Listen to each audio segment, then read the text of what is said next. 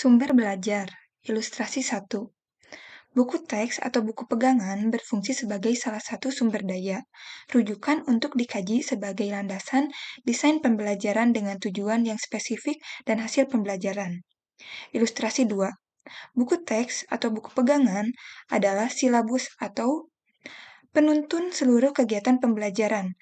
Tidak ada tujuan eksplisit di luar buku teks yang digunakan. Ilustrasi mana yang sering Anda lakukan? Satu atau dua? Dan mengapa kelompok Anda memilih ilustrasi tersebut? Jelaskan. Ilustrasi yang sering kami lakukan ialah ilustrasi 1. Karena buku teks digunakan oleh guru untuk menjawab kebutuhan siswa sebagai pengetahuan awal berdasarkan materi yang termuat di buku teks dapat menjadi acuan guru dalam merancang desain pembelajaran dengan tujuan yang spesifik. Ilustrasi mana yang menurut Anda cocok dan sesuai untuk peserta didik kekinian? Jelaskan. Ilustrasi yang menurut kami cocok dan sesuai untuk peserta didik kekinian ialah ilustrasi 1. Karena adanya integrasi teknologi dalam pembelajaran. Selain itu, buku teks dapat dijadikan sarana untuk mencapai tujuan pembelajaran guna mendapat hasil pembelajaran yang optimal. Selanjutnya, ilustrasi 1.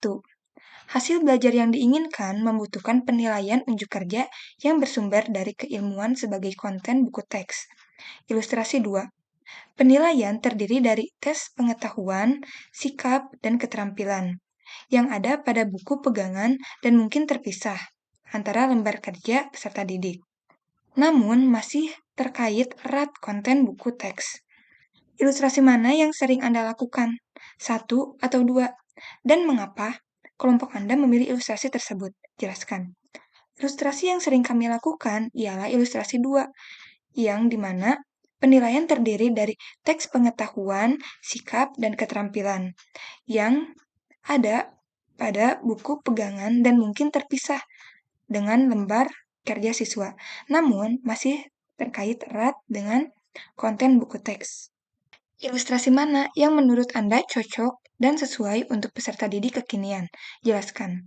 Ilustrasi yang menurut kami cocok dan sesuai untuk peserta didik kekinian ialah ilustrasi 2. Sebab saat ini anak tidak terlepas dari pengaruh game dan media sosial, sehingga mempengaruhi sikap dan karakter mereka. Maka dari itu, ilustrasi 2 cocok digunakan agar siswa dapat memiliki pengetahuan, sikap, dan keterampilan yang baik. Selanjutnya, ilustrasi 1. Buku teks tidak digunakan berdasarkan urutan penomoran, karena urutan membaca buku teks berdasarkan urutan tujuan pembelajaran yang diinginkan. Ilustrasi 2. Teks dibaca dan dimanfaatkan berdasarkan urutan penomorannya. Ilustrasi mana yang sering Anda lakukan? 1 atau 2? Dan mengapa kelompok Anda memilih ilustrasi tersebut? Jelaskan. Ilustrasi yang sering kita lakukan ialah ilustrasi 2, yaitu teks dibaca dan dimanfaatkan berdasarkan dalam urutan penomorannya. Karena biasanya buku dibuat berdasarkan tingkat pemahaman dan sistematis serta terstruktur. Dan ini juga dapat memudahkan guru dalam memberikan instruksi kepada siswa. Baik, di sini terdapat dua ilustrasi. Ilustrasi yang pertama yaitu buku teks tidak digunakan berdasarkan urutan penomoran, karena urutan membaca buku teks berdasarkan urutan tujuan pembelajaran yang diinginkan. Kemudian, ilustrasi kedua, teks dibaca dan dimanfaatkan berdasarkan urutan penomorannya. Di sini pertanyaannya adalah ilustrasi mana yang menurut Anda cocok dan sesuai untuk peserta didik kekinian? Jelaskan.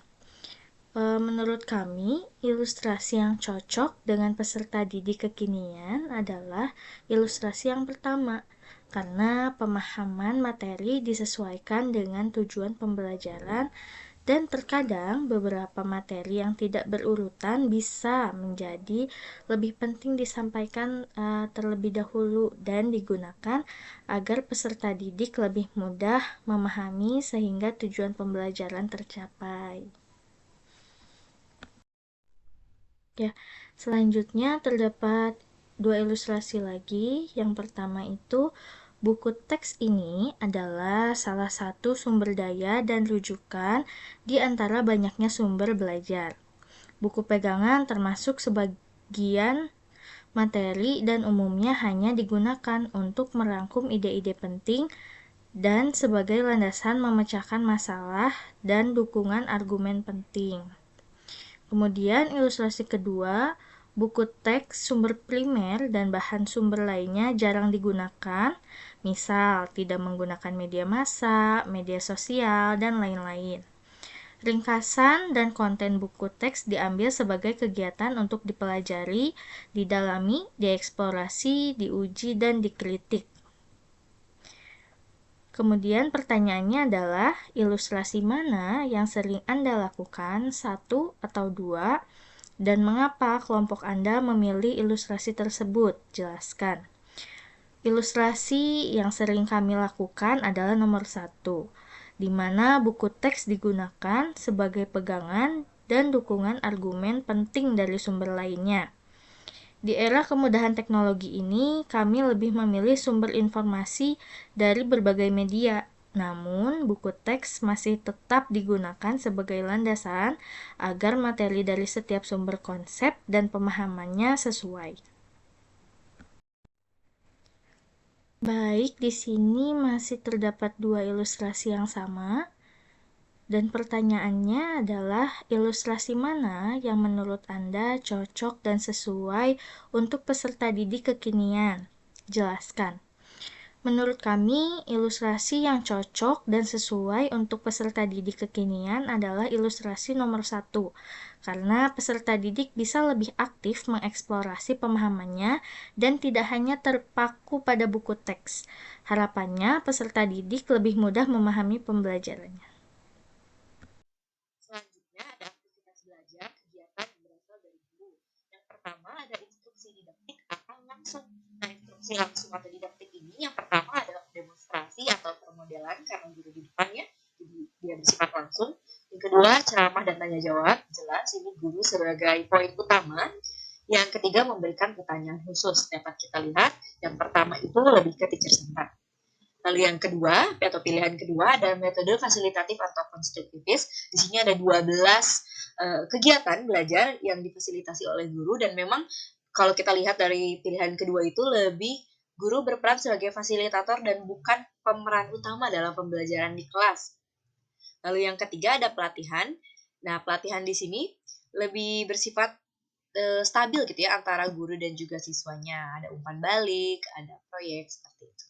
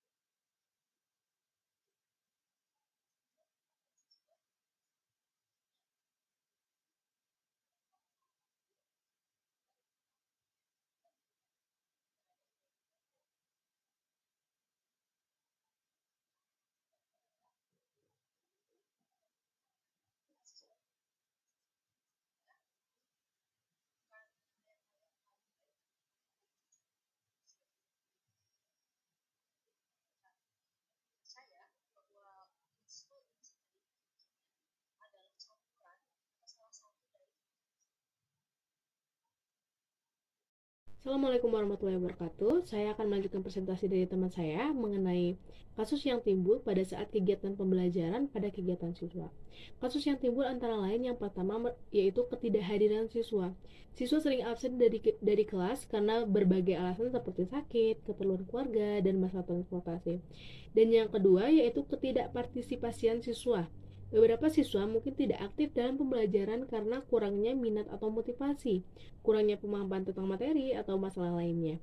Dan yang ketiga yaitu kesulitan dalam memahami materi. Sebagian siswa mungkin mengalami kesulitan dalam memahami materi pembelajaran. Ini bisa disebabkan oleh perbedaan gaya belajar, tingkat kesulitan materi, atau kebutuhan spesifik mereka yang tidak terpenuhi.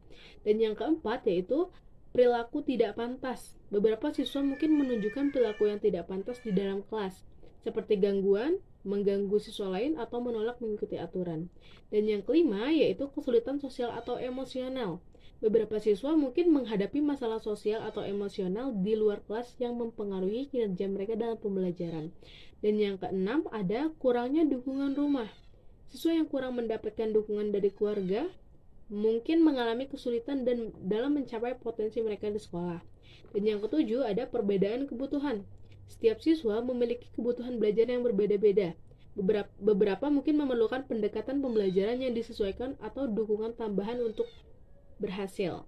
Dan masalah yang ke-8 yaitu masalah teknis atau logistik. Faktor-faktor seperti akses terbatas terhadap sumber daya pembelajaran atau masalah teknis dengan perangkat atau koneksi internet juga dapat mempengaruhi aktivitas pembelajaran siswa.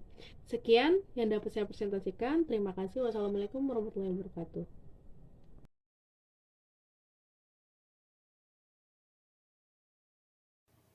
Nah, kemudian di sini ada paradigma pembelajaran.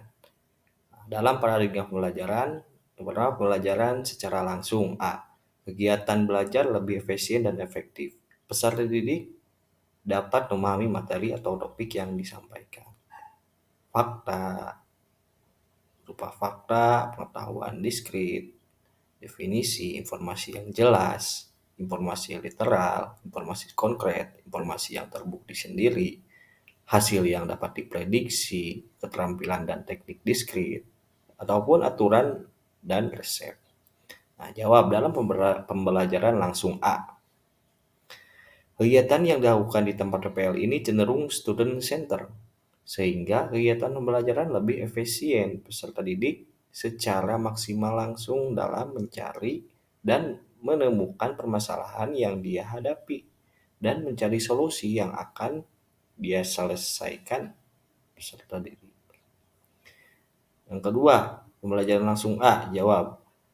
Pembelajaran langsung A, pembelajaran ini mengasah anak 4C, ya, yang menjadi keterampilan penting di abad 21 bagi peserta didik untuk menghadapi kehidupan di masyarakat, serta sesuai tujuan kurikulum merdeka, yaitu untuk memperkuat karakter profil pelajar Pancasila. Baik, selanjutnya paradigma pembelajaran. Pembelajaran terbimbing, peserta didik akan membutuhkan beberapa bentuk pengalaman yang difasilitasi dan dibantu hingga dibimbing untuk membangun pemahaman. Di sini ada beberapa poin. Yang pertama ada konsep dan prinsip. Yang kedua ada koneksi sistemik konotasi.